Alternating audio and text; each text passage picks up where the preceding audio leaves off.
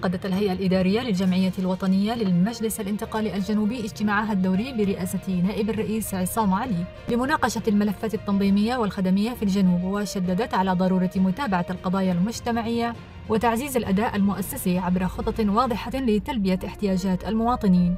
كما استعرضت الهيئة مستجدات قرارات مجلس الأمن الدولي وانعكاساتها على قضية الجنوب، مشيدة بالتحركات الخارجية للقيادة السياسية ممثلة بالرئيس القائد عيدروس الزبيدي.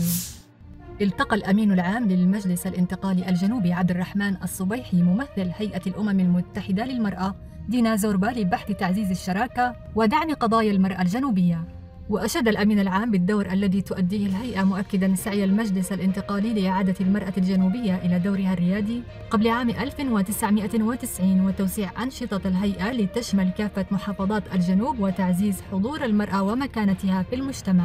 واستعرضت زوربا خلال اللقاء برامج الهيئة الموجهة لدعم قدرات النساء في مختلف المجالات، مؤكدة حرص الهيئة على تعزيز دور المرأة الجنوبية في المشاريع المستقبلية.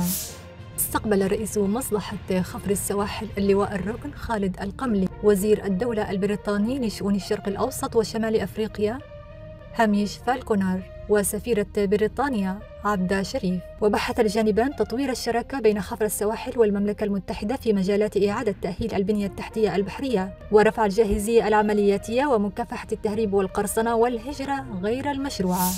عقدت الهيئة التنفيذية المساعدة للمجلس الانتقالي الجنوبي لشؤون مديريات وادي وصحراء حضرموت اجتماعاً استثنائياً برئاسة محمد عبد الملك الزبيدي.